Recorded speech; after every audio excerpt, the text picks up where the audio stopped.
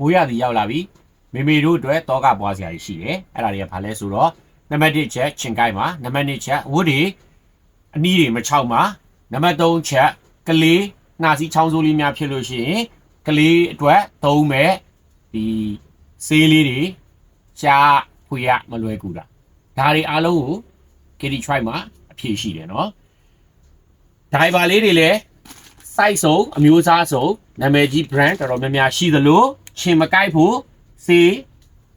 ရှင်မကိုက်ကက်ခွာတော်တော်များများရှိတယ်အဲ့ဒါအပြင်ကိုဒီမှာဒါနှာစီးချောင်းဆိုးအတွက်တကယ်အသုံးဝင်တဲ့ဒီစက်သွန်နီနဲ့လောက်ထားတဲ့ဒီစက်သွန်နီအနှံ့နဲ့ဟာတွေမျိုးလည်းရှိတယ်ဒါမှမဟုတ်ရင်နှာခေါင်းထဲကစုပ်ထုတ်ဖို့နှာပိတ်လို့စုပ်ထုတ်မဲ့ပစ္စည်းမျိုးတွေလည်း KD try မှာရှိတယ်အပြင်ကလေးတွေနေနေထွေးထွေးနေဖို့အတွက်ဒီအနွေးတဲ့အင်ကြီးလေးတွေကအစ one stop KD try မှာအကုန်ရတယ်နော်